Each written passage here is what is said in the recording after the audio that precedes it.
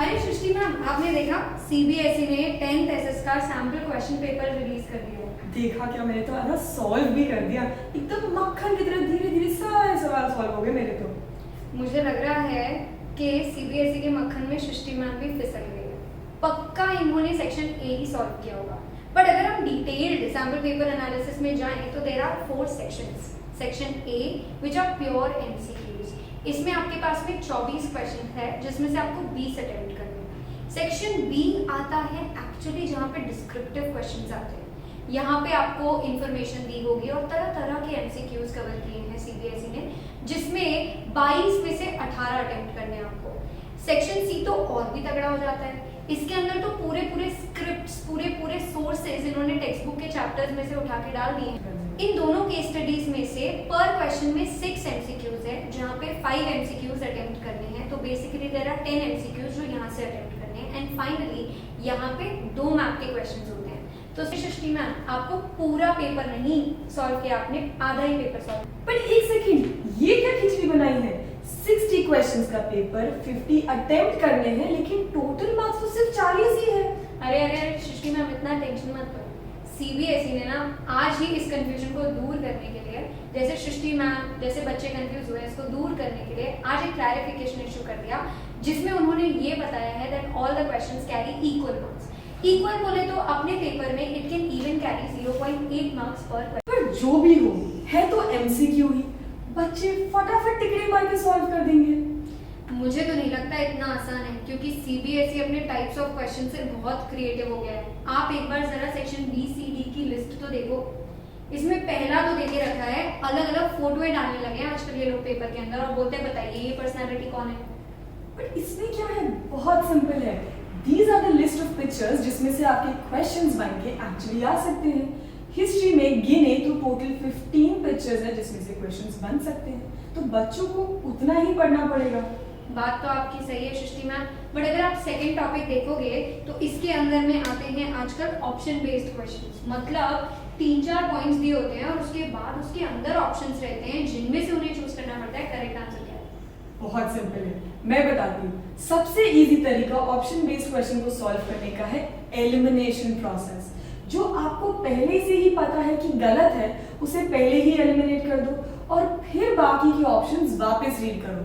When you read them again the clarity और better हो जाता है and then finally you have your answer. अब इसमें क्वेश्चन 26 ही देख लो। पहला ऑप्शन है कि बाल्कन्स को वैसे भी ओटोमन एम्पायर की वजह से बहुत तकलीफ तो हो ही रही थी। ये तो सही लग रहा है और आप सही बोल रहे हो। सेकंड ऑप्शन भी तो देखते हैं तो ग्रीक, सर्ब्स, ये तो भिन्न भिन्न प्रकार के लोग वहीं रहते थे। एग्जैक्टली। और ऑप्शन सी है कि ब्रिटिश को आइडेंटिटी क्रिएट करनी थी। ऐसा तो कोई है ही नहीं, वो ऑलरेडी इतने वेल्दी और इम्पोर्टेंट थे कि उनको तो अपनी आइडेंटिटी एस्टैब्लिश करने की जरूरत ही नहीं थी। ये इससे क्या पता चला कि ऑप्शन 1 और 2 करेक्ट है और थर्ड को एलिमिनेट कर दो। सिंपल, हमारा आंसर ये रहा ऑप्शन ए 1 और 2। वाह सृष्टि मैम, बाकी सब तो ठीक है सृष्टि मैम, लेकिन असर्शन रीजनिंग में तो बच्चों का जीना मुश्किल करके रखा है। असर्शन रीजनिंग बहुत सिंपल है। पहले दोनों गिवन स्टेटमेंट्स को रीड करो, कौन सा ट्रू है कौन सा फॉल्स है वो आइडेंटिफाई करो। अच्छा, वो लिख दिया, उसके बाद क्या करना है?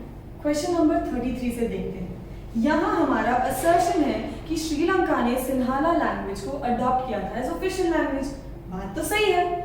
ऑप्शन जो हमारा रीजन में है सेंटेंस, वो ये कह रहा है कि श्रीलंकन गवर्नमेंट को अपनी लैंग्वेज, अपनी रिलीजन को बढ़ाना था। बात तो ये भी सही है। तो अब हमारा ऑप्शन ए या ऑप्शन बी में से होगा। पर ये कैसे पता चलेगा कि ऑप्शन ए होगा या बी होगा अगर दोनों करेक्ट है तो? अब इसमें हमें रिलेशन चेक करना है। अगर असर्शन का रीजन नीचे दिया हुआ सेंटेंस है तो ऑप्शन ए होगा कि दोनों में रिलेशन है, और अगर दोनों का रिलेशन नहीं है बट दोनों सच है तो ऑप्शन बी होगा। तो इसका ये मतलब सृष्टि मैम कि यहाँ पे श्रीलंका अपना कल्चर फॉस्टर करना चाहता था, इसीलिए उन्होंने सिन्हाला को ऑफिशियल लैंग्वेज बनाया। तो यहाँ पे ए ऑप्शन आना चाहिए। आपने तो बच्चों की लाइफ बहुत आसान कर दी। और अगर दोनों में से कोई एक स्टेटमेंट भी फॉल्स हुआ तो हम जानते ही हैं ऑप्शन सी या डी में से सिलेक्ट करना है। तो अब ये डिफरेंस कैसे क्रिएट करेंगे अपन की सी आएगा कि डी आएगा? सी में अगर असर्शन करेक्ट है, रीजनिंग रॉन्ग है तो ऑप्शन सी, और अगर असर्शन रॉन्ग है और रीजन करेक्ट है तो ऑप्शन डी।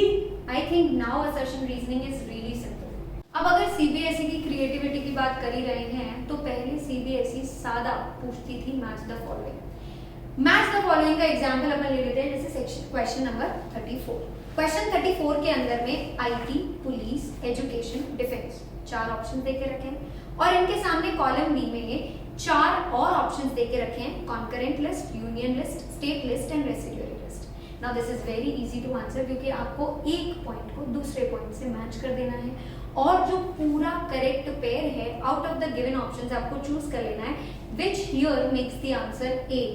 बट सीबीएसई ने अब इस प्लेन राइस को जीरा राइस में कन्वर्ट कर दिया है और लेके आई एक नई वैरायटी ऑफ क्वेश्चन जो कि हमें देखने को मिलेगा क्वेश्चन नंबर 40। अगर क्वेश्चन नंबर 40 देखें हम लोग तो वहां पे सीबीएसई ने क्या किया है, अगेन ए साइड 4 ऑप्शन दिए हैं एंड अगेन लिस्ट 2 में 4 ऑप्शन दिए हैं। बट इस बार क्रिएटिविटी ये है कि मैच नहीं करना है, हमें इन चारों में से ये चेक करना है कि कोई एक ही पेयर करेक्ट है और जो पेयर करेक्ट है उसी को ऑप्शन में से सिलेक्ट करना है। तो बस मैच द फॉलोइंग को करेक्ट पेयर से हमें डिफरेंशिएट करना है, इतना सिंपल ये हो जाता है। ठीक है, तो हमारा नेक्स्ट काइंड ऑफ क्वेश्चन जो है वो है case study based question.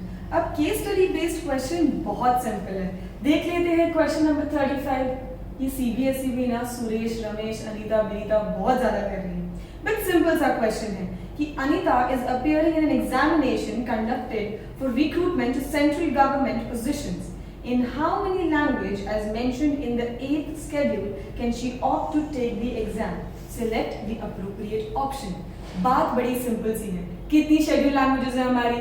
22 and we are allowed to give any government official exam in any of the 22 schedule languages. तो सिंपल है, इसमें ऑप्शन सी हमारा करेक्ट आंसर होगा। और नेक्स्ट जो क्वेश्चन है जो सीबीएसई इस साल नया लेकर आया है वो है आइडेंटिफाई फ्रॉम द क्लूज।